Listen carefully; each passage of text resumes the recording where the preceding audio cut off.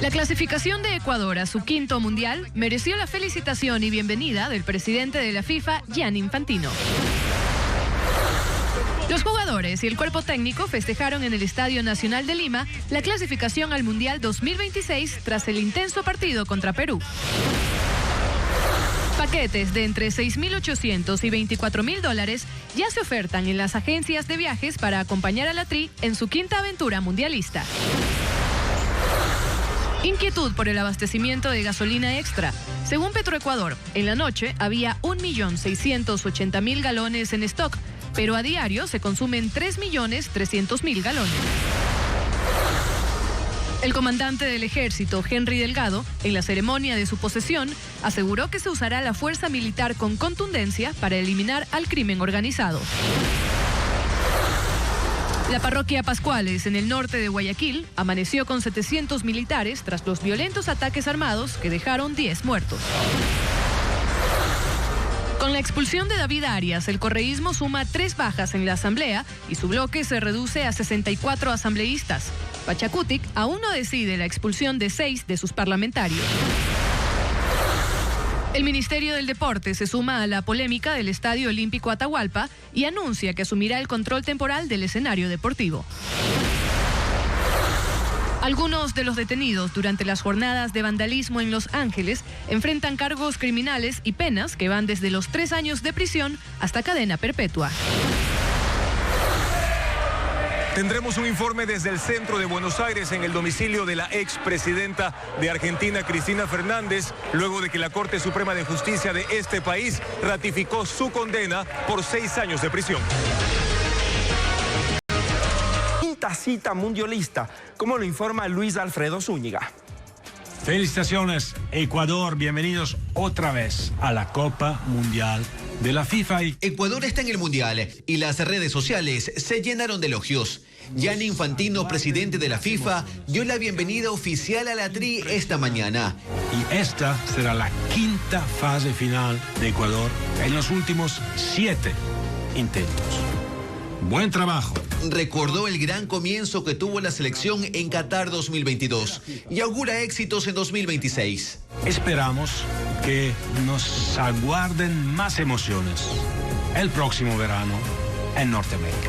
Pero no fue el único. Con un corto video, el presidente de la Confederación Sudamericana de Fútbol, Conmebol, felicitó a Ecuador deseando que dejen al continente en lo más alto. Se sumaron otras publicaciones de Conmebol con el sello y los boletos listos para viajar al Mundial. El empate que significó la clasificación tampoco pasó desapercibido en las cuentas de la Copa América. Armen las maletas. Ecuador jugará el Mundial 2026. Público en Instagram.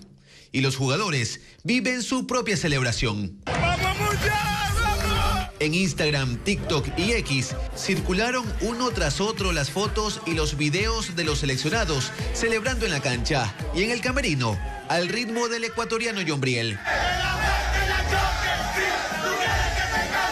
Y mostrando sus mejores pasos. La cuenta oficial de la Tri y de la Federación Ecuatoriana de Fútbol se sumaron a las publicaciones. Una celebración que saltó de la cancha a las calles y redes sociales, festejando el quinto mundial.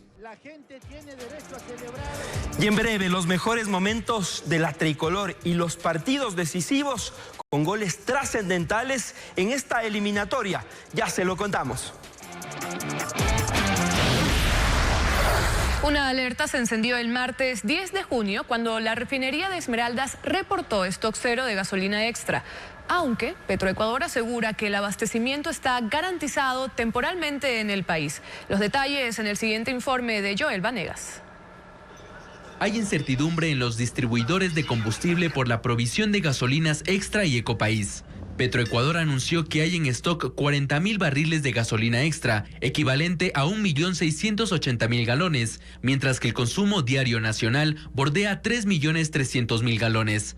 Según la Cámara Nacional de Distribuidores de Derivados del Petróleo, los 40.000 galones cubren la demanda de hoy. Hasta el momento no hay reportes de desabastecimiento en el país. No ha afectado todavía. Petroecuador salió a hacer un anuncio también días atrás que garantizan el abastecimiento. Pues esperemos que se cumpla, ¿no? Pero el panorama no pinta nada bien. El déficit se debe a que la refinería de Esmeraldas está fuera de servicio desde el 26 de mayo debido a un incendio en sus instalaciones y prevé volver a operar en julio. La refinería de Esmeraldas procesa 110,000 barriles diarios, es la más grande del país. Según expertos, la planta atraviesa una situación crítica. El impacto no solo se reporta en el stock de gasolina extra. Según el informe, en la refinería de Esmeraldas tampoco hay asfalto AC20, asfalto RC 250, Fuel Oil 4 y Fuel Oil 6 de exportación. Son miles de personas que trabajan en las empresas constructoras, son cientos de transportistas que están paralizados porque no hay asfalto, y al no haber asfalto pues se genera un problema muy fuerte y pérdidas incalculables. La mayoría del combustible que se consume en Ecuador proviene del exterior, 73% de diésel y 64% de gasolina. La gasolina extra se envía por el poliducto a Santo Domingo y Pichincha. En ninguna provincia hay desabastecimiento. Petroecuador asegura que el abastecimiento está garantizado. El comandante del ejército, Henry Delgado, señaló que su misión es eliminar las amenazas del terrorismo, narcotráfico y delincuencia organizada para recuperar la seguridad. Durante la ceremonia de posesión pidió unidad a las instituciones del Estado y solicitó apoyo para mejorar la capacidad operativa y tecnológica por el conflicto armado. Más información con Paul Romero. En la Escuela Militar Eloy Alfaro de Parcayacu, en el norte de Quito, se realizó este miércoles la ceremonia de posesión de mando del comandante del ejército Henry Delgado, después de 45 días de su nombramiento. Al evento asistieron la vicepresidenta María José Pinto, el ministro de Defensa, la cúpula militar, autoridades de Estado y más de 1.500 uniformados de las brigadas del interior y de frontera, como los soldados indígenas amazónicos de la Escuela de Selva Ibias, que desfilaron con lanzas y trajes típicos. Delgado asumió la conducción y liderazgo del ejército en un momento de tensión. 15 días después de su nombramiento, 11 militares de la Brigada de Selva 19 Napo fueron asesinados en Alto Punino, Sucumbíos, por el Grupo Comandos de la Frontera disidente de las FARC. Vivimos momentos violentos, guerra interméstica, guerra híbrida, amenazas como el terrorismo, narcotráfico y crimen organizado. Esto ha provocado un alto nivel de inseguridad en nuestro país. En su discurso de 11 minutos, aclaró que en las circunstancias de un evidente conflicto armado interno, las tropas tienen una misión que cumplir. Ejerceremos nuestro poder militar, nuestra fuerza, con convicción, decisión, coraje y, como le he venido diciendo, con contundencia para desarmar, desarticular, neutralizar e inclusive eliminar a estas amenazas. Pidió unidad de las funciones del Estado y apoyo para mejorar la capacidad de respuesta operativa y tecnológica para combatir las amenazas del narcotráfico y delincuencia organizada. Esta guerra la libramos todos. El apoyo de la población, como lo fue en 1995. La vicepresidenta Pinto ofreció el respaldo del Ejecutivo sin especificar la forma. La institucionalidad democrática se sostiene sobre pilares firmes. Uno de esos pilares, sin duda, es el ejército ecuatoriano. Donde otros retroceden, ustedes avanzan. En la ceremonia, Delgado recibió el ascenso honorífico de general de ejército. El evento terminó con un desfile de las unidades de la Fuerza Terrestre, de la Escuela de los Ibias o Demonios de la Selva, vehículos blindados 4x4, 6x6, para las operaciones de seguridad interna y tanques de guerra. Más adelante en Televistazo, la jueza Nubia Vera no acudió a rendir su versión en la investigación sobre cobros a cambio de un dictamen. Los detalles al volver de la pausa. La jueza Nubia Vera no acudió a rendir su versión en el caso Mueble Fino, en el que se la investiga por concusión.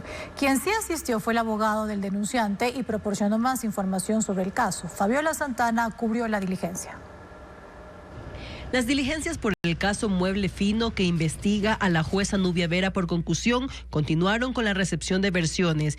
Este miércoles estaba prevista la comparecencia de la investigada, sin embargo, ni ella ni su abogado acudieron. El abogado del denunciante, Kevin Angueta, llegó a la fiscalía para participar en la diligencia. Allí contó que fue la jueza Vera quien contactó a su cliente para pedir dádivas a cambio de avanzar con el proceso de tenencia de su hijo menor de edad. Dijo que las presiones iniciaron desde hace un año, pero colocó la denuncia hace un mes. Le ha contactado de manera clandestina a él que por favor instale una audiencia para poder ver. Ella lo contactó a Kevin, fue ella quien clandestinamente pidió su número. Según el abogado, entregaron a la fiscalía videos y grabaciones en los que se escucha a la jueza y a su cliente hablando de la entrega de unos muebles. En este caso van desde almuerzos, dinero, muebles y demás, con la única finalidad de que un padre desesperado por ver a su hijo por más de un año pueda tener siquiera la oportunidad de hacerlo en audiencia. Televistazo conoció que esos audios están en cadena de custodia y aún no han sido periciados, mientras que los muebles en mención no fueron encontrados ayer en el allanamiento, pero la sala de Vera coincide con la foto entregada por el denunciante, con la que sustenta que los muebles sí llegaron a la casa de la jueza. La investigación previa continúa bajo reserva. La bancada correísta pierde fuerza en la Asamblea Nacional. Comenzó el periodo como el bloque más grande, pero en un mes ha perdido a 3 legisladores. Carece de voz en el legislativo y muestra fricciones internas. Francisco Garcés cuenta lo que ocurre en ese movimiento político. El correísmo perdió un legislador más. Es Jesús Arias, quien fue expulsado la tarde de este martes tras votar a favor de la ley de inteligencia impulsada por el gobierno. Arias es el tercer asambleísta que queda fuera de la bancada en menos de un mes. Arias había apoyado la terna del Ejecutivo para nombrar a su representante en el Consejo Directivo del IES. También se abstuvo en la votación de la enmienda constitucional para permitir la instalación de bases militares extranjeras, en la que su bloque votó en contra. Y votó a favor de la Ley de Solidaridad Nacional del Ejecutivo, pese a la oposición de su bancada.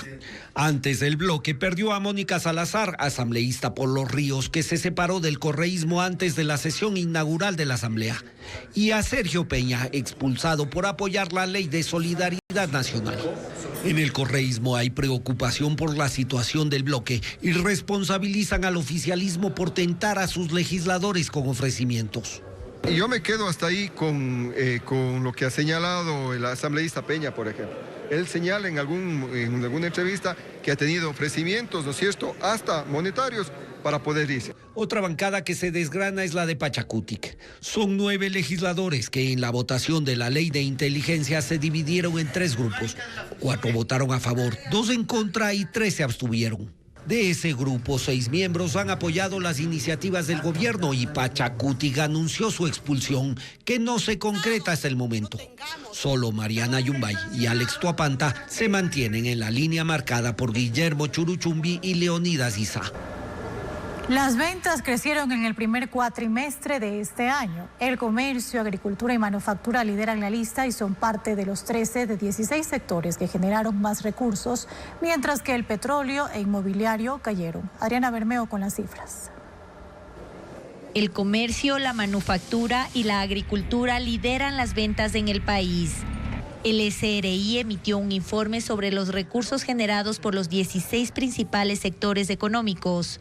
Entre enero y abril de este año, 13 de ellos reportaron crecimiento y suman 77.349 millones de dólares en ventas, 5.774 millones de dólares más que en el mismo periodo del 2024. El sector del comercio vendió 30.596 millones de dólares, 9.5% más que en el año pasado. Manufactura, 11.547 millones de dólares, 8.9% más. Y agricultura, 7.179 millones de dólares, 19.2% más que en el 2024. Hay 2 razones, coinciden los expertos, para que las ventas hayan crecido en el primer cuatrimestre de este año. 1. El efecto rebote o de recuperación que es común cuando la economía se contrae el año anterior. Y 2, la estabilidad política que representa un gobierno que ha sido electo por 4 años. Esto no responde todavía a un modelo de desarrollo o a un plan económico.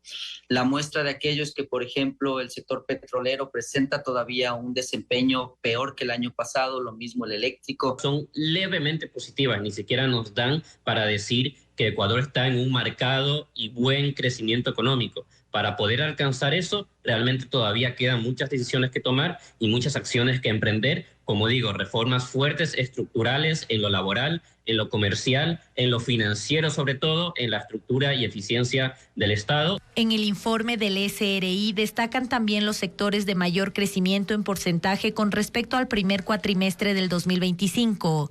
Actividades de salud, 29.2%, minería, 18.35% y turismo, 11.8%. Mientras que los sectores que cayeron son el inmobiliario, el petrolero y el de suministros de electricidad, que percibieron $522 millones menos que el año pasado.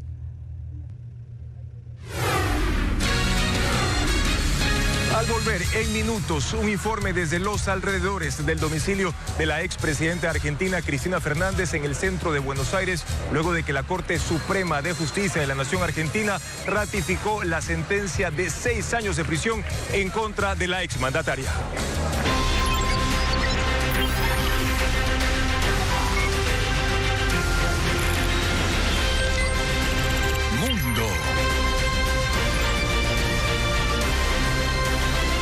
Presidenta de Argentina, Cristina Fernández, presentó un pedido de prisión domiciliaria tras ser condenada a 6 años de cárcel por el delito de administración fraudulenta durante sus 2 mandatos. Juan Carlos Aizprúa está en Argentina y nos informa los detalles en torno a la sentencia de la exmandataria de 72 años. Sí, en estos momentos continúan llegando simpatizantes, seguidores de la expresidenta argentina Cristina Fernández hasta este punto del centro de la ciudad de Buenos Aires. Precisamente nosotros estamos a pocos metros en los alrededores del actual domicilio de la exmandataria. Podemos ver a mi espalda en el segundo piso alto el departamento donde ella se encuentra ahora y no ha salido desde ayer, cuando ya se conoció por parte de la Corte Suprema de Justicia de la Nación Argentina la ratificación de la sentencia de 6 años de prisión en contra de la exmandataria. Ella cada cierto tiempo sale al balcón a saludar con sus seguidores, con la militancia también del PJ, el Partido Justicialista, y nuestro compañero Pedro Jiménez ha preparado un reportaje precisamente sobre el tema judicial de la expresidenta Cristina Fernández. Vamos a verlo. Cristina Fernández de Kirchner es todavía una mujer libre. Tiene un plazo de 5 días hábiles para entregarse a la justicia y será ahí cuando el Tribunal Oral Federal resuelva si va a la cárcel o si cumplirá la sentencia de 6 años en arresto domiciliario, un pedido que han hecho sus abogados. Esta noche se asomó al balcón del departamento donde reside en el centro de Buenos Aires y desde ahí saludó a miles de personas, seguidores que la apoyan desde que ayer recibió el fallo judicial. Dice que la condena no la sorprende, que los jueces postergaron muchas veces el conocimiento de los recursos que presentó apelando a la sentencia de 2022 y que eso solo significa una cosa. La sentencia ya estaba escrita y no me equivocaba, desgraciadamente. Cristina Fernández, funcionarios de su gobierno y algunos empresarios fueron acusados de un fraude millonario con sobreprecios y el desvío de fondos de contratos de obras públicas en la provincia de Santa Cruz. Ella y los otros condenados deben restituir $70 millones o sus bienes podrían ser embargados. Ayer se produjeron manifestaciones de apoyo a la expresidenta y protestas por el fallo judicial. Hubo cierre de vías y en la noche actos de violencia contra las instalaciones de los canales Todo Noticias y Canal 13, ambos medios televisivos del Grupo Clarín, que tiene una abierta posición crítica hacia Cristina Fernández. Ahí violentaron la seguridad, rompieron vidrios, televisores y 10 autos fueron vandalizados en el parqueadero. Cristina Fernández, mientras tanto, niega cualquier delito y califica el caso como una guerra judicial diseñada para proscribirla de la política, pues la sentencia además la inhabilita de por vida para ocupar cargos públicos. Estamos pendientes de lo que pueda suceder en los próximos minutos en este punto en el centro de la ciudad de Buenos Aires. Y la policía de Los Ángeles ejecutó más de 200 arrestos en la primera jornada de vigencia del toque de queda que aplica desde las 8 de la noche hasta las 6 de la mañana. Hoy es el 6º día de manifestaciones y el fiscal del condado advirtió que muchos de los detenidos desde que comenzaron los actos de vandalismo y ataques a la policía enfrentan cargos criminales y penas que van desde los 3 años de prisión hasta un caso que puede sancionarse hasta con cadena perpetua, como lo informa. La ciudad de Los Ángeles, en California, se ha convertido en el escenario de protestas por las redadas contra indocumentados, violencia por actos vandálicos, agresiones contra la fuerza pública y la tensión política entre autoridades locales y el estado de California con el presidente Donald Trump, que ha movilizado infantes de Marina y a la Guardia Nacional para restituir el orden. Está decretado el toque de queda nocturno en una parte del centro de la ciudad de 8 de la noche a 6 de la mañana.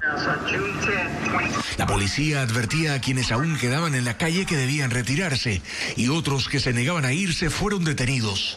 Más de 200 personas solo en la noche del martes, lo que eleva a 378 el número de arrestados en 5 días de manifestaciones. La alcaldesa Karen Bass insistió esta tarde en que el origen de todo está en las redadas contra indocumentados que la Agencia de Inmigración y Aduanas efectuó en sitios que les dan trabajo. Dijo que antes de eso la ciudad estaba en calma. Trump, en cambio, defiende la medida y ha calificado a las protestas como una situación de anarquía. Son animales, llevan con orgullo las banderas de otros países, pero no llevan la bandera estadounidense, solo la queman. Deberían ir a la cárcel por 1 año, dijo el presidente. Pero las sanciones a los protagonistas de los disturbios pueden ser mucho más altas. El fiscal del distrito de Los Ángeles, Nathan Hochman, enumeró casos de detenidos por asaltar tiendas que pueden ir 3 años a una prisión federal. Los que han agredido a policías, hasta 6 años con 8 meses. Y un caso por asalto a un uniformado, amenazas con armas y posesión ilegal de arma de fuego que podría tenerlo en la cárcel de 25 años a cadena perpetua. A quienes han cometido delitos y aún no han sido arrestados, les dijo que no se confíen, que hay múltiples evidencias e imágenes en medios y redes sociales que ayudarán a identificarlos y arrestarlos. La Guardia Nacional despliega 4.000 uniformados y la Infantería de Marina 700 y así ayudar a mantener el orden público, mientras que las manifestaciones en contra de las redadas del gobierno se extienden a ciudades como Nueva York, San Francisco, Denver, Milwaukee, Chicago y Boston, como antesala de unas 1.000 protestas convocadas en todo el país por un grupo activista denominado No Kings para este sábado. Violencia antiinmigrante se desata en Irlanda del Norte. En la ciudad de Ballymena, la policía usó cañones de agua para dispersar a los manifestantes que les lanzaron piedras, botellas y petardos durante una protesta contra 2 jóvenes rumanos de 14 años acusados de violación. Los manifestantes prendieron fuego a vehículos y a casas y dejaron 15 policías heridos. Ahora la autoridad trabaja para identificar a los responsables de los disturbios y llevarlos ante la justicia. Y el sicario que atentó contra el senador opositor y precandidato presidencial de Colombia, Miguel Uribe Turbay, confesó que le habían ofrecido $4.700 por asesinarlo. El atacante de 14 años se declaró inocente de los cargos por intento de homicidio y porte ilegal de armas, pero dijo que cooperará con la policía. La investigación avanza, pero hay evidencia clave que aún no aparece. Todas las discapacidades son iguales, ni limitantes. No sabía quién era, pero recibiría $4.700 por asesinarlo. Así operó el sicario que atentó contra el político colombiano Miguel Uribe Turbay el sábado, cuando le disparó durante un mitin en Bogotá. El atacante de 14 años confesó que recibiría el dinero una vez que cumpliera con su misión, pero no especificó si sería en efectivo o transferencia.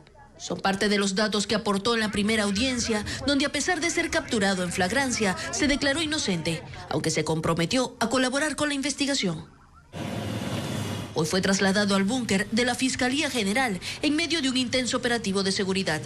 Su resguardo incluirá el ingreso al programa de protección a testigos, donde él y su familia recibirán sustento, cambio de residencia y un nuevo nombre.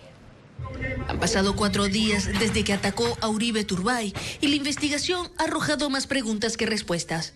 como dónde está su celular, una evidencia clave para hallar al autor intelectual. Tenemos claro que en el lugar de los hechos no existía un celular. Sin embargo, videos de cámaras de seguridad del sector captaron al atacante utilizándolo cuando estuvo realizando una ronda 4 horas antes del atentado. Otro elemento que sigue en la investigación son las fallas en la seguridad. Es inaceptable que el senador Miguel Uribe Turbay contaba con 7 escoltas, pero el día del atentado le dieron descanso a 4.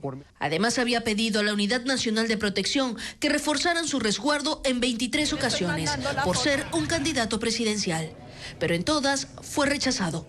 La policía ha hecho más de 20 entrevistas a testigos y personal involucrado, pero no han capturado a ningún otro sospechoso, aunque han ofrecido $720,000 en recompensa a quien dé información importante. El presidente de Estados Unidos, Donald Trump, anunció que alcanzó un acuerdo comercial con China para el cual solo falta un trámite de aprobación final, tanto de su parte como por el mandatario Xi Jinping. Estados Unidos mantendrá aranceles del 55%, mientras que China impondrá un 10%. El pacto contempla que China provea por adelantado todos los elementos de tierras raras, que son insumos clave para la industria tecnológica y de defensa.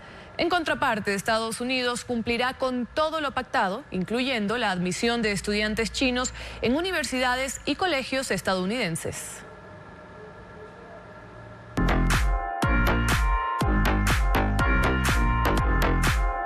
Max on the beat.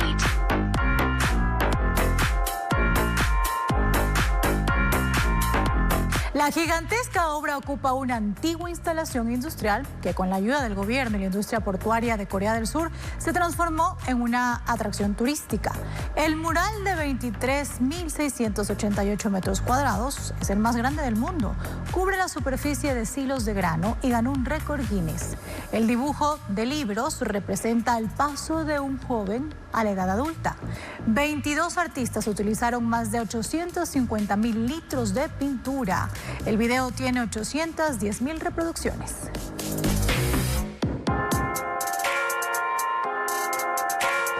Fuerza y trabajo en equipo. Aquí todos unen su esfuerzo. Los dos que están en los extremos soportan el peso del que está en medio.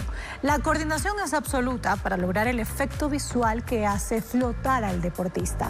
1.2 millones de usuarios han visto el video en Instagram.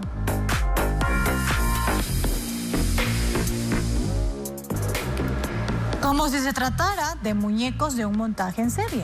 Todos deben imitar los movimientos de quien les precede.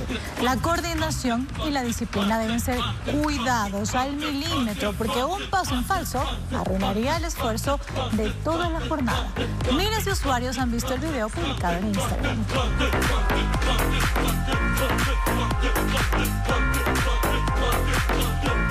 Manejan su cuerpo con tal destreza que nadie duda de su flexibilidad y duro entrenamiento. Son acróbatas y bailarinas profesionales. Cada acrobacia tiene su técnica y ellas las adornan con su belleza y versatilidad. 1.5 millones de personas han visto el video en Instagram.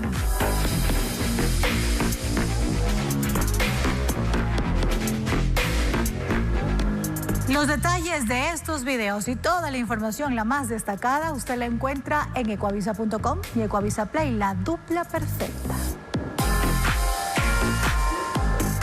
Un espectáculo que combina la guitarra, el baile y la poesía se ofrecerá este sábado en la Casa de la Música en Quito.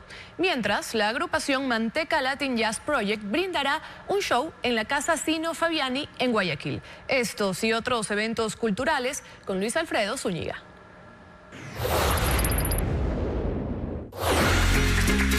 Este sábado 14 de junio, la Casa de la Música en Quito será el escenario de Renacer Flamenco, un espectáculo que combinará guitarra, baile y poesía. Al menos 20 artistas de Ecuador, Colombia y Venezuela interpretarán una selección de danzas basadas en la obra de Federico García Lorca, junto a la voz de Andrea Cóndor. También se dará paso a piezas flamencas poco convencionales y un gran ensamble orquestal. Carla Torres será la bailaora en este show, que arrancará a las 8 de la noche.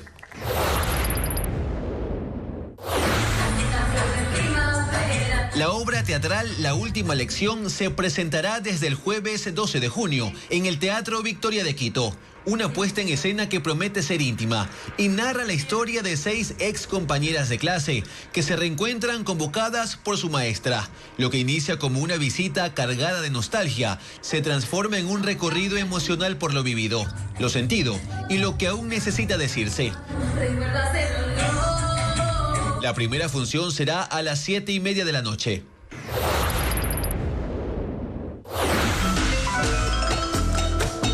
La agrupación ecuatoriana Manteca Latin Jazz Project se presentará en Casa Sino Fabiani, en Guayaquil. Será una presentación que fusionará ritmos latinos con la sonoridad del jazz y géneros tradicionales como el pasillo, acompañados por Miguel Gallardo en el piano. La agrupación está en una gira nacional que ya ha recorrido Quito, Loja y Cuenca.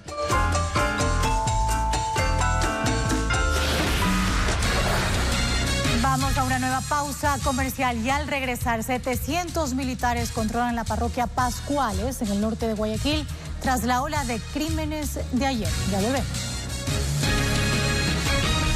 Y esta tarde en un encuentro organizado por el CONGOPE y la AME en el Coliseo 3000 de Machala, 130 alcaldes y 21 prefectos se reunieron para delinear un plan conjunto de seguridad y desarrollo económico. El presidente Daniel Noboa asistió durante unos minutos y anunció un incremento en la asignación anual a los gobiernos descentralizados de 318 millones de dólares. Luego de esto, el mandatario cumplió agenda en otros 2 cantones del Oro. Militarizan Pascuales, nuevo epicentro de la violencia en el norte de Guayaquil.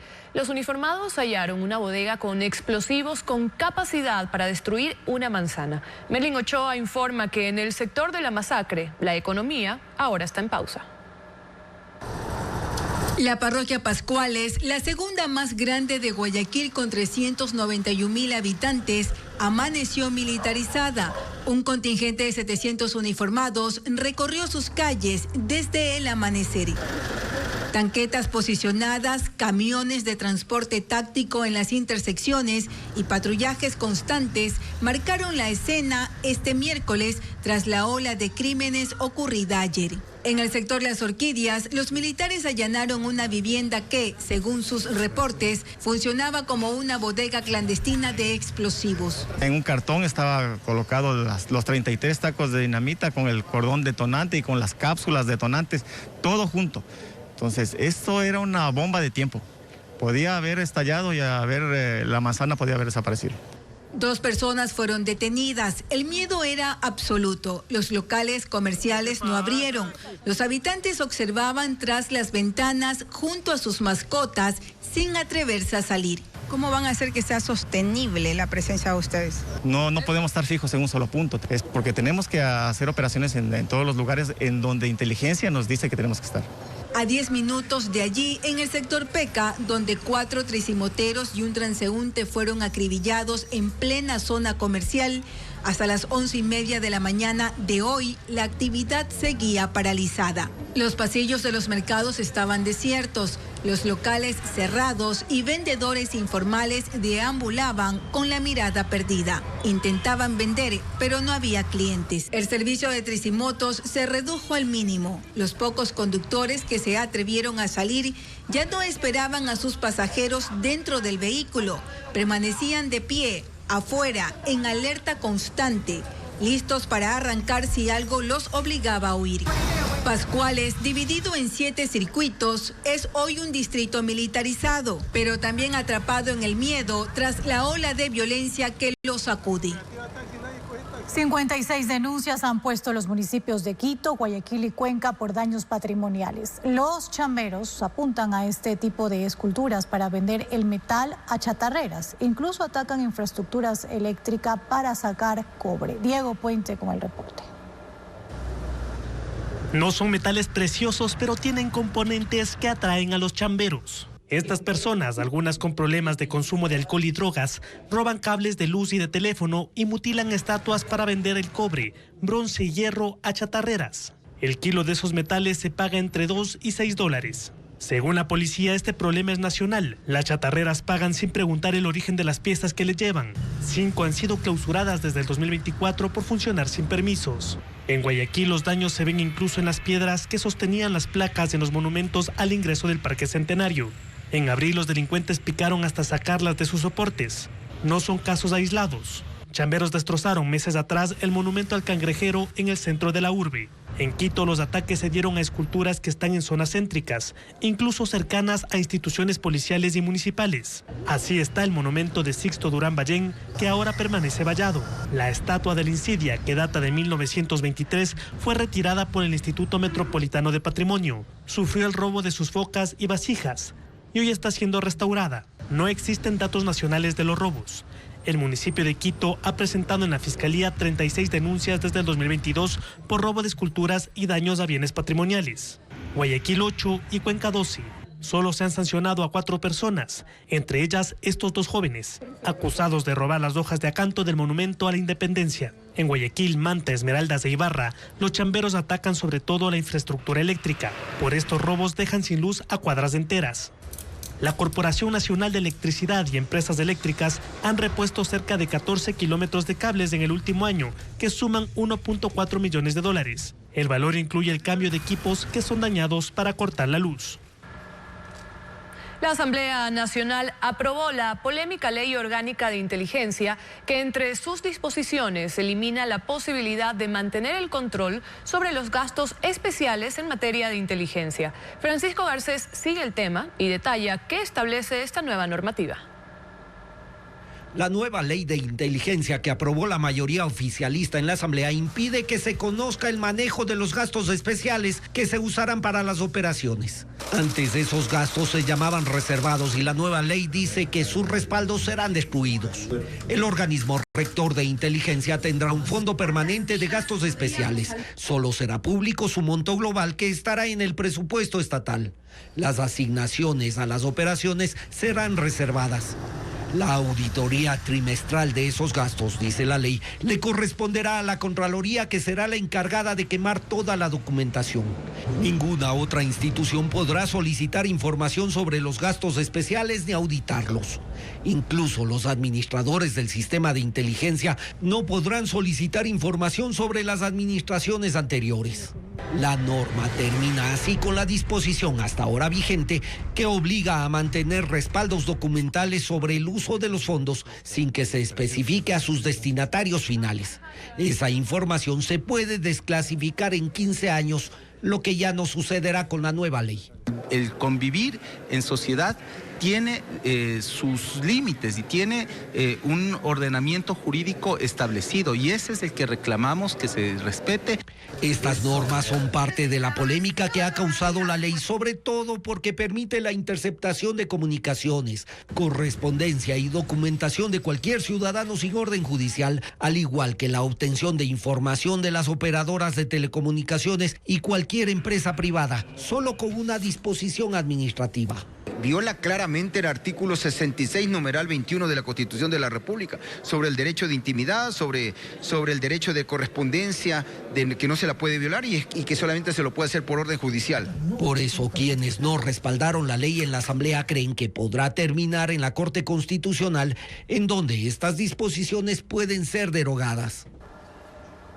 Y hasta mayo Ecuador superó los 1.500 millones de dólares en déficit fiscal. Los ingresos no son suficientes para solventar los gastos del Estado. Este faltante es el tercero más alto de la década y es un reflejo de las dificultades que atraviesa el manejo de las cuentas públicas. El Observatorio de la Política Fiscal alerta que Ecuador registró hasta mayo un déficit de 1.529 millones de dólares. Por monto, es el tercero más alto de la última década, lo que da cuenta de la compleja situación de las cuentas públicas. El déficit no es otra cosa que un faltante. En finanzas públicas significa que los ingresos no son suficientes para solventar los gastos que tiene el Estado. Y en el caso ecuatoriano, se trata de cubrirlo con endeudamiento. Deuda que luego se tiene que pagar con intereses. Deuda que implica comprometer a futuros recursos que podrían tener otros destinos, por ejemplo, la inversión social. El déficit fiscal se agrava, según el Colegio de Economistas de Pichincha, porque mientras los ingresos en los primeros 5 meses del año crecieron en un 2%, los gastos aumentaron en un 15,4%, generando un desbalance que no logra ser cubierto con los recursos del incremento del IVA al 15%, ni con los del cobro de impuestos temporales.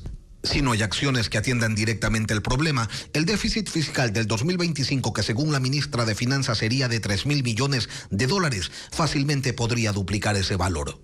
¿Cómo ha financiado entonces el gobierno esa diferencia entre ingresos y gastos? Por un lado, acumulando deudas.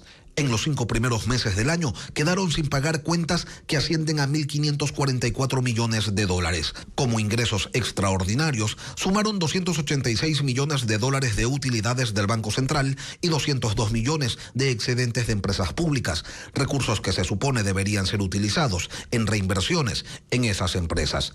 Pero el fondeo más importante proviene de la emisión de deuda interna. Son 4.236 millones de dólares que se han colocado en bonos y papeles del Estado. Su principal comprador es, pese a su crisis, el de siempre, el Instituto Ecuatoriano de Seguridad Social. La compañía austral que está a cargo de construir la termoeléctrica Esmeraldas 3 reconoció que 30 de los 48 generadores que ya están instalados no son compatibles con el sistema eléctrico ecuatoriano, a pesar de que fueron fabricados para funcionar con 2 frecuencias. Por ese inconveniente, la empresa ofrece hacer modificaciones técnicas sin ningún costo para el Estado. Diego Cuenca explica la situación de esa obra inconclusa de 89 millones de dólares. La central Esmeraldas 3 es la tercera obra termoeléctrica que enfrenta cuestionamientos porque la compañía austral que está a cargo instaló 48 generadores, de los cuales 30 operan a 50 hercios y no son compatibles con el sistema eléctrico ecuatoriano que requiere 60 hercios. Según esa empresa uruguaya, la Corporación Eléctrica del Ecuador, CELEC, conocía de ese inconveniente técnico desde el inicio del proceso contractual, porque esos equipos son los únicos que había en el mercado. Para resolverlo, Austral propuso hacer una modificación interna en el cableado y reemplazar los alternadores para que puedan funcionar a 60 hercios. Según ellos, ese proceso está avalado por el fabricante y lo harán sin costos adicionales para el Estado. Pero de acuerdo con un ingeniero eléctrico del ESPOL, esa decisión generará problemas a largo plazo. No es el alternador el problema a largo plazo, sino el generador como tal, sino la misma bobina del equipo como tal, que se va a ir quemando, se va a ir degradando, van a haber muchas pérdidas en la red que hagan que la energía eléctrica producida a partir de ellos no sea una energía tan limpia. Televisazo conoció este miércoles que la central de 91 megavatios está en fase de pruebas en la primera isla que agrupa 16 generadores. Tiene 5 meses de retrasos. Debió estar lista en enero de ese año. Austral asegura que la generación de los primeros 30 megavatios empezará en los próximos días y el resto funcionará antes del estiaje que empieza en septiembre. Los incumplimientos de esa empresa han generado multas. Sus valores no han sido revelados, pero la compañía dice que está impugnando esas sanciones porque los atrasos ocurrieron por fuerza mayor. Y una vez más, ni el Ministerio de Energía ni CELEC han aclarado la situación de esta obra inconclusa de 89 millones de dólares. Y la Ley Orgánica de Solidaridad Nacional, recientemente aprobada por la Asamblea, creó las Sociedades Anónimas Deportivas, una propuesta que ya estuvo en otros proyectos del Ejecutivo, pero que no se aceptó. Patricio Díaz informa que abre la posibilidad de que clubes y equipos profesionales adopten esa figura. Los clubes deportivos o equipos profesionales podrán convertirse en sociedades anónimas. Así lo señala la Ley contra las Finanzas del Crimen Organizado, aprobada por la Asamblea.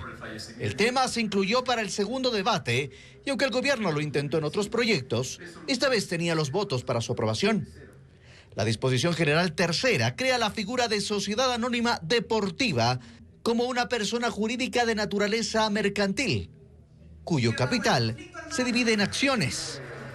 La norma regula la creación de este nuevo tipo de organizaciones, pero también da la posibilidad a los actuales clubes o equipos de transformarse en esas sociedades. Es decir, pasar del socio al accionista. Van a tener la posibilidad de aportar, porque además, para ser parte de una sociedad mercantil, yo requiero de un aporte de capital. ¿Van a estar dispuestos a hacerlo? Giovanni Cárdenas, especialista en Derecho Deportivo, reconoce que el cambio puede ser positivo, pero difícil de ejecutar sin una reforma legal más profunda que aclare cómo se realizará. Para que un club deje de tener esta actividad que hoy lo está haciendo desde esta figura deportiva, tiene que entrar en un proceso de liquidación y disolución. Porque es una figura diferente a la de una empresa. Esta empresa va a ser constituida. Un club no va a transformarse por sí solo de un día al otro. No se conoce si tendrán un régimen especial, por ejemplo en impuestos. Hasta ahora los clubes deportivos son sociedades civiles sin fines de lucro. Al pasar a sociedad anónima, deberán pagar el impuesto a la renta. El fútbol profesional mueve mucho dinero y es una fuente interesante para tener recaudación tributaria. El experto dice que esto puede desmotivar a algunos clubes a pasar al nuevo modelo. Pero hay también beneficios para los que se transformen. La posibilidad de recibir inversión, tener estabilidad económica y recuperarse de crisis como las que viven varios equipos de fútbol. Quizá hay alguien que dice, este club me interesa porque tiene un marketing importante, porque tiene un marco de público importante, y yo pongo el dinero para que paguen esa deuda, pero yo obtengo el control del club y obtengo el rendimiento y el retorno de lo que el club genere, y yo soy el que toma las decisiones. El gobierno ha insistido en que esta propuesta busca prevenir el lavado de activos, las prácticas ilícitas o de economía criminal. Los especialistas esperan que las dudas y vacíos que aún quedan sobre este cambio se respondan en el reglamento que tiene que expedir el presidente y las entidades encargadas. Se va a jugar la eliminatoria sudamericana con Ecuador ya en el Mundial en su fecha 17. Será en septiembre de este año, de 2025, con los partidos Colombia ante Bolivia. También Uruguay enfrentará a Perú, Brasil ante la eliminada selección de Chile. Paraguay va a ser local ante la selección ecuatoriana de fútbol, choque de Gustavo Alfaro con su ex equipo, el equipo de Becasese. Y Argentina, en cambio, va a ser local ante el representativo de Venezuela, que por primera vez está con opciones reales de clasificar a una Copa del Mundo. Dentro de un año exacto, el 11 de junio de 2026, los ojos del mundo estarán fijos en la inauguración de la 23ª edición del Mundial de Fútbol. Será la primera vez en la que un mundial tenga como anfitriones a 3 países: México, Estados Unidos y también Canadá. Este no será un mundial más. Este será el mundial de las primeras veces. Primera vez en que habrá 48 selecciones disputando el título y no 32, como era habitual. Primera vez que habrá 12 grupos de 4 equipos cada uno. Y primera vez que el torneo se jugará en 3 países. En los 3 países del norte de América: México, Estados Unidos y Canadá. La ceremonia de apertura, así como el partido inaugural, se llevarán a cabo en el Estadio Azteca de Ciudad de México, que a propósito, también se convertirá en el primer estadio en ser escenario de partidos mundialistas en 3 ocasiones. Lo fue en 1970, en 1986 y en el 2026. Esto pasará el jueves 11 de junio del año próximo, y ya para el viernes 12 habrá nuevos partidos jugándose en países distintos. Uno en Los Ángeles, Estados Unidos, y el otro en Toronto, en Canadá. En total se jugarán 104 partidos, 13 en México, 13 en Canadá y 78 en los Estados Unidos.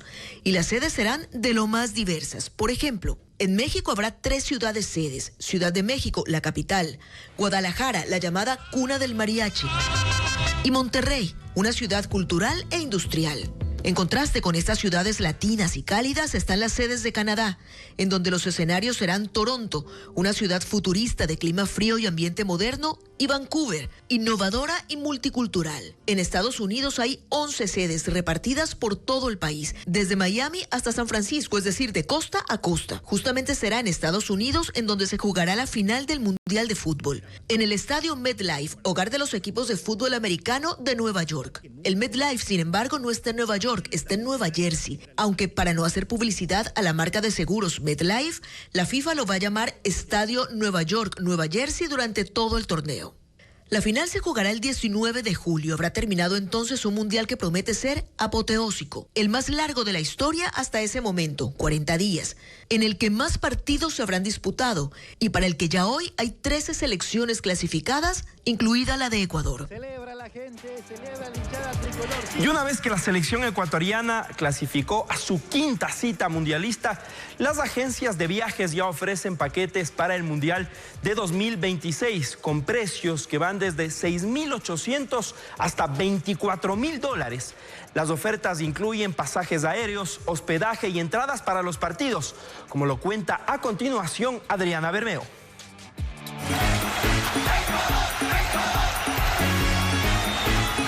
La noticia de la clasificación de la Tri a su quinto mundial desató la euforia de los hinchas que preparan maletas para ver a la selección.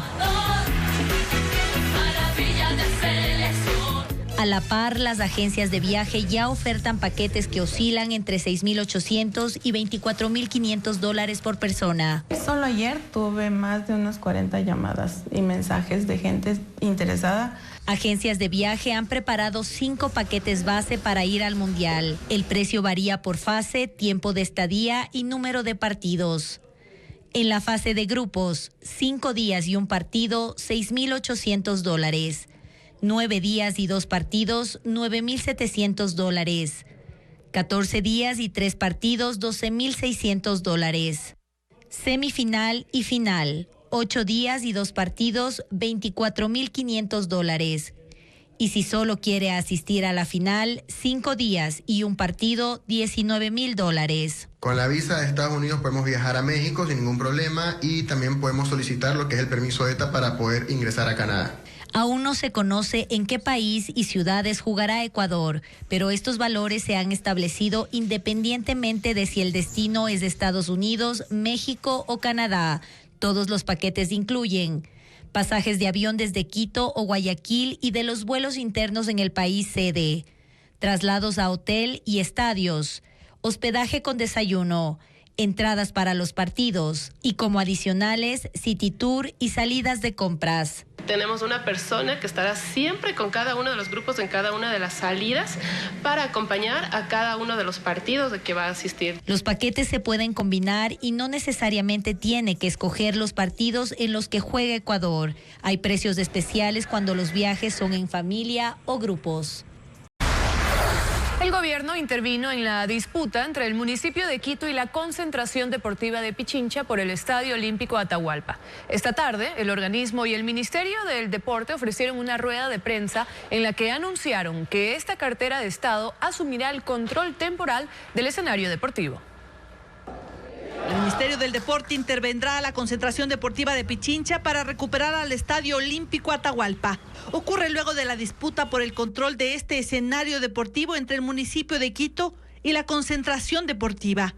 La intención, según ellos, es recuperar el Estadio Atahualpa para los deportistas, aunque ratificaron que trabajarán de la mano del organismo. Para esto fue necesario que el presidente de la concentración, Miguel Ángel Pavón, y su administración den un paso al costado. Hemos cedido para que nos ayuden a defender el estadio. Agregando que la pugna por el estadio ya es política. Las personas que el año pasado quisieron tomarse o algo el estadio están fuera, no están, son otros tiempos. Y ahora es el correísmo que aquí está en esa posición. Rommel González, subsecretario del Deporte, que estará al frente de la intervención, dijo que creará un comité de crisis. El tema de los trabajadores, de parte de pagos, parte de nómina, etcétera, en la parte de gestión deportiva, justamente con la preocupación que tienen los dirigentes de que no se afecte. Hasta el cierre de este informe, el alcalde de Quito no se ha pronunciado. Muñoz inició el proceso de reversión de la donación del estadio que en 1966 pasó a manos de la concentración deportiva de Pichincha. Ahora, pero no es la primera vez que el Estadio Atahualpa está en el centro de la noticia fuera del campo de juego. Gobiernos y administraciones municipales han realizado múltiples ofrecimientos en torno a este complejo deportivo que genera ingresos anuales cercanos a $1,5 millones, según la concentración deportiva de Pichincha. Carla Delgado sigue el tema. El Estadio Olímpico Atahualpa continúa clausurado y en disputa. El municipio de Quito quiere tomar las riendas de este estadio porque dice que la concentración deportiva de Pichincha, que está a cargo desde 1966, no lo ha mantenido y la infraestructura está deteriorada. No es la primera vez que sobre este centro deportivo hay ofrecimientos. En 2014, Francisco Ceballos, que fue ministro de Deportes del correísmo, presentó en una sabatina un proyecto de rehabilitación y ampliación que incluía, según dijo, nuevos espacios para la prensa, salas de conexión, salas de auxilio, bares, museos, locales comerciales, entre otras cosas. Y hasta dio cifras. La inversión sería de $75.9 millones. Entonces, creemos que ya con los 60 y pico de años que tiene, es idóneo hacer una intervención integral, una intervención, adecuaciones, modernizarlos. Pero el ofrecimiento se quedó en esa sabatina. También el exalcalde de Quito, Augusto Barrera, expuso la necesidad de iniciar obras internas, incluso visitó el campo. El Estadio Olímpico Atahualpa volvió a estar en la mira de otra administración, la de Jorge Yunda. El 4 de marzo de 2020 posteaba junto a una foto en la red social Twitter, ahora X, el nuevo Estadio Arena Atahualpa, diseño de arquitecto quiteño. Opinen. Incluso fue más allá y habló de llevarlo a otro lugar, a la mitad del mundo, porque ya habría cumplido su vida útil. Tampoco pasó de la intención. Hoy el alcalde Pavel Muñoz habla incluso de una alianza con el sector privado. A mí me parece que es principalmente posicionar su figura en el contexto político de la ciudad de Quito, justamente porque hay un proceso de revocatoria del mandato. Y esto le posiciona muy bien, tanto en la ciudad cuanto en la política. Y me parece que es un juego que se inscribe en esa lógica. Dice que lo mejor que le puede ocurrir a este estadio, que se construyó en 1951, es que haya consensos. Como la Municipalidad de Quito, como la Concentración Deportiva de Pichincha y también como el sector empresarial privado. En el año 2020 ya se planteó la posibilidad de construir un sistema deportivo comercial en esa zona con un proyecto que era muy interesante. Y yo creo que alrededor de eso podrían unirse estas fuerzas. Los ingresos anuales del Estadio Olímpico Atahualpa son de alrededor de $1,5 millones. Dinero que se genera por arriendo de cabinas para los medios de comunicación, conciertos, vallas publicitarias, parqueaderos y más. De este dinero, solo 320,000 van destinados al centro deportivo. Lo demás es en beneficio de los deportistas según la Concentración Deportiva de Pichincha. 36 programas educativos duales se ofertan en el país y son una alternativa para estudiar una carrera universitaria.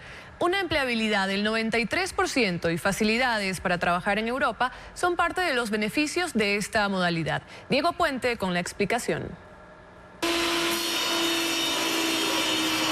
Obtener un título de tercer nivel en 2 años y medio, conseguir empleo de inmediato y trabajar en Alemania son 3 de las ventajas que ofrecen las carreras tecnológicas duales. Este modelo de educación combina el aprendizaje con la experiencia que adquieren en empresas aliadas que actúan como formadoras desde el primer semestre. Las primeras 10 semanas pasan aquí en la Politécnica Nacional adquiriendo los conocimientos teóricos y también prácticos, manejo de equipos, y después las 10 siguientes semanas pasan en la industria. Fue implementada a escala nacional desde el 2018 con 16 carreras. Hoy suman 36. Este mes se abrirán inscripciones para recibir a nuevos bachilleres en 12 centros de estudio. Hay tecnologías en mecánica y electricidad industrial, logística y almacenamiento, asesoría financiera, procesamiento de lácteos, textil, industria de plásticos, entre otras. Sus mallas curriculares fueron diseñadas entre la academia y las empresas. Así cubren necesidades del sector productivo. Por eso su alta tasa de empleabilidad, según la corporación Formados, que impulsa y coordina este modelo de estudios. Supera el 93%. Los chicos que se gradúan de las carreras duales generalmente se quedan trabajando en su empresa formadora o son fácilmente contratados por otras empresas. Los recién graduados, según las universidades, ganan entre $750 y $1,100 en su primer puesto de trabajo. 12 tecnologías duales tienen certificación internacional alemana. Eso permite a los mejores estudiantes hacer prácticas en Europa y a los graduados trabajar ahí. La tecnología en procesamiento de la madera está en ese programa. Aquí les enseñan a diseñar, crear muebles, estructuras y tratar la madera para cada proyecto. A pesar de tener un trabajo garantizado al finalizar su carrera o ir al extranjero, tiene pocos postulantes. Y en la última corte tenemos solo 6 estudiantes. Según los centros de enseñanza, la falta de demanda se da principalmente por la falta de promoción y por la resistencia a estudiar carreras tecnológicas en lugar de ingenierías. En la región Sierra, 3 municipios tienen listos los talleres vacacionales para recibir a niños y adolescentes desde julio hasta agosto. Las actividades prácticas, deportes, cultura y manejo de alimentos son los principales atractivos. Diego Puente cuenta dónde inscribirse y cuáles son los requisitos. 1.700.000 estudiantes del régimen Sierra y Amazonía saldrán a vacaciones este 1 de julio con el fin del año lectivo y algunos municipios tienen colonias vacacionales listas. Quito tiene 2 ofertas. La primera es del campamento vacacional Sol y Viento, que se abrirá en 200 barrios para 17.000 chicos entre 6 y 12 años. Se extenderá del 16 al 29 de agosto y será gratuito. En los campamentos vacacionales Sol y Viento son actividades lúdicas, recreativas, pedagógicas, hacen salidas a museos, salidas pedagógicas también, así como también reciben un refrigerio por parte del municipio de Quito. Los líderes barriales pueden solicitar la apertura de estos talleres. Deben acudir hasta el 18 de junio a las administraciones zonales. La segunda opción son los talleres vacacionales en 54 Casas Somos, en julio y agosto. Cocina, idiomas, programación, bastoneras. Las personas pueden elegir la categoría en la página web zonalesquito.gov.es. Mientras los niños aprenden teatro o títeres, sus padres pueden aprender idiomas. No hay límite de edad y tiene el valor de $1 que se paga directamente al tallerista. El municipio de Cuenca tendrá 80 colonias vacacionales para 4.000 niños y adolescentes. Las actividades se realizarán en casas patrimoniales, museos y bibliotecas y en parroquias rurales, desde el 30 de junio hasta el 25 de agosto.